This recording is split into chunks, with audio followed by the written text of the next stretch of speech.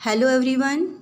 आज हम आपको क्लास 9th का chapter first the French revolution को सॉल्यूशन कराने जा रहे हैं स्टूडेंट। इसके पहले की वीडियोस में मैंने आप लोगों को सारी चीज़ों को अच्छी तरह से डिस्क्राइब कर दिया था।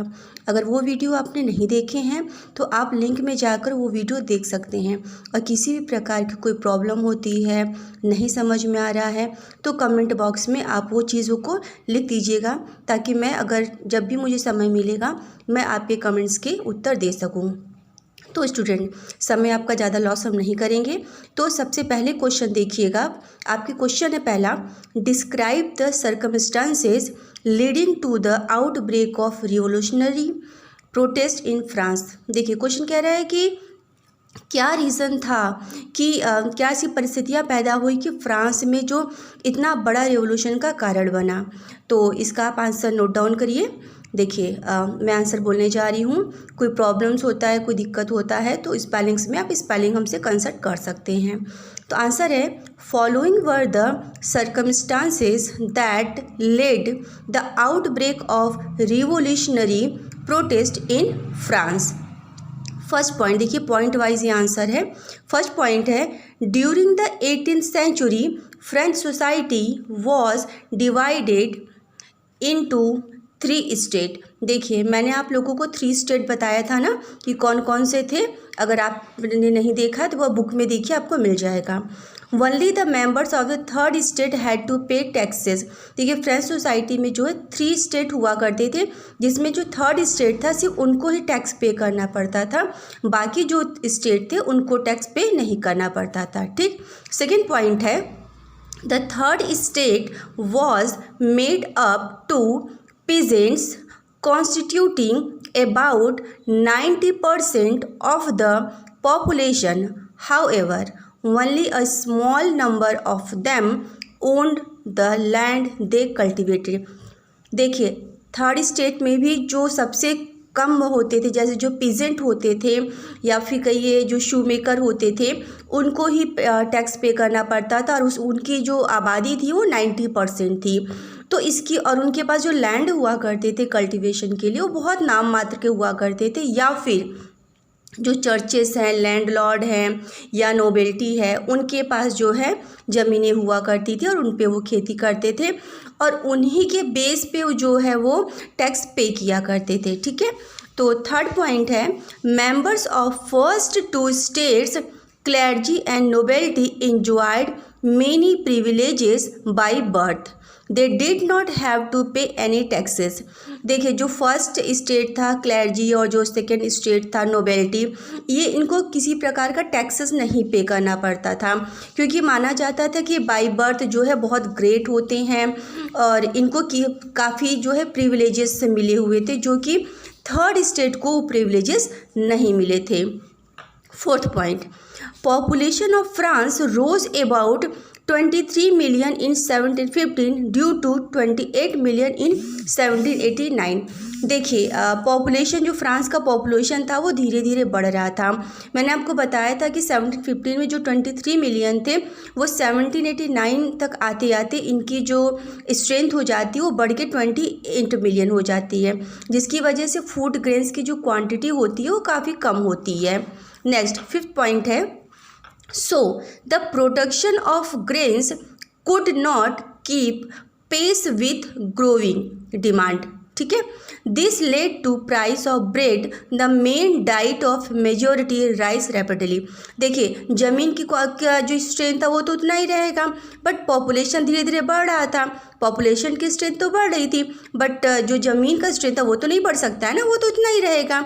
लेकिन डिमांड जो है वो भी बढ़ रही थी, तो वो कैसे उसको पे करेंगे, कैसे वो खाना खा सकते हैं। तो इसकी वजह से भी पॉपुलेशन होने के कारण थे। लास्ट पॉइंट है आपका, news that Louis 16 was planning to impose more taxes generated anger and protest against the system of privileges. अब देखिए क्या हुआ कि एक तो उनको टैक्स पे करना पड़ रहा था पीजेंट्स को, यानी जो 3rd स्टेट का भी वो पर्सन थे। ऊपर से उनको वेजेस कम दिया जाता था, उनके पास ज़मीनें नहीं थी और उनको पे आउट करना पड़ता था। और ऊपर से जो लुई 16 थे वो और ज़्यादा उन पे टैक्स पे कर रहे थे, क्योंकि हमने आपको बताया था ना कि लुई 16 जो थे वो अपने घरों महल को, अपने चीज़ों को और ज़्यादा महत्व देने के लिए टैक्सेस पे करते थे। उन्होंने लोन्स लिया था वो पे आउट करने के लिए। तो जो टैक्स पे का सिस्टम था वो बहुत ख़राब था, बहुत ज़्यादा जो लग रहा था वो थर्ड पर्सन को लग रहा था।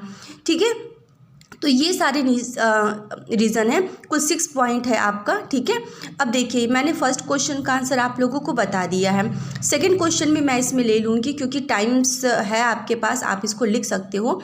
तो सेकंड क्वेश्चन है, which group of France society benefited from the revolution.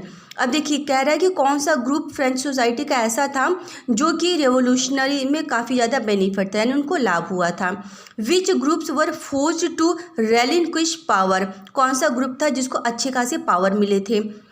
Which section of society would have been disappointed with the outcome of the revolution, और ऐसा कौन सा सेक्शन था, सोसाइटी था जो कि रेवोल्यूशन की वजह से काफ़ी ज़्यादा डिसपॉइंटेड था, उनके वजह से रिवोल्यूशन हुए। ऐसे कौन कौन सी चीज़ें थी जो निकलकर रिवोल्यूशन के कारण हुई। तो देखिए आंसर इसका है, different groups of the French society benefited by the revolution in the following veg.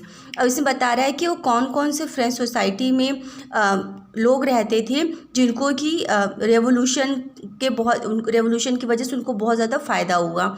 तो फर्स्ट पॉइंट है, rich man above 25 years of age were benefited from the revolution. Revolution की वजह से क्या हो, जो रिच मैन थे मतलब अमीर थे, जो प्रॉस्पेरियस थे, बड़े बड़े लैंड लॉर्ड थे, और वो जो 25 साल के ऊपर के थे, ठीक है 25 ईयर्स ऊपर की बात करिए, उनको काफ़ी ज़्यादा रेवोल्यूशन से लाभ हुआ। मैंने आपको बताया था ना कि जो 25 ईयर्स के अबव रहते हैं और 3 डे का वेजेस पे करते हैं, उनको क्या होता है, तो वो वोट देने का उनको अधिकार मिल गया था।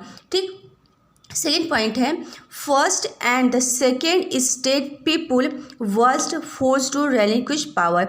देखिए फर्स्ट स्टेट और सेकेंड स्टेट के जो लोग थे उन्हें अच्छा खासा पावर मिल गया था। फर्स्ट स्टेट में कौन थे, क्लर्जी थे, और सेकेंड स्टेट में कौन थे, नोबेल्टी थे। तो इनको क्या होता है, अच्छा खासा पावर मिल जाता है। अब लास्ट पॉइंट और थर्ड पॉइंट है, all the women men below 25 years and people who did not give taxes were disappointed with the outcome of the revolution। अब देखिए इन सभी लोगों में जो वोमेन थी और मेन जो कि 25 साल के नीचे के थे, देखिए वोमेन सबकी बात कर रहे हैं, जो 25 साल के ऊपर की थी उनकी भी, मतलब सभी वोमेन की बात कर रहे हैं, और मेन जो 25 के नीचे थे, यानी जो 17, 18, 20, 21, 23 ईयर्स के वो लोग थे। Who did not give taxes, वो टैक्सेस नहीं दिया करते थे।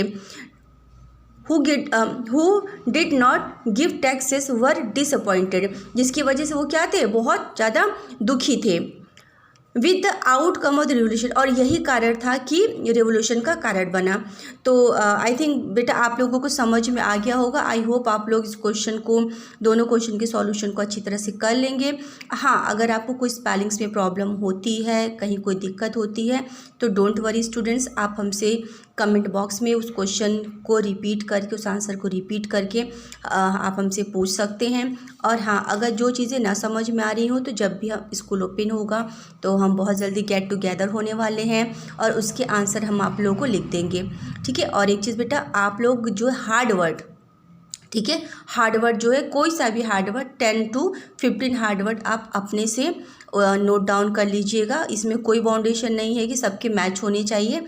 कोई भी हार्ड वर्ड जो आपको 10 लगता हो, 10 to 15 की टफ है, हमको नहीं समझ में आ रहा है, वो चीज़ आप है लिख लीजिएगा। तो ठीक है स्टूडेंट्स, आज के लिए इतना ही। कल फिर मैं कुछ नए वीडियो के साथ मिलूँगी। Thank you for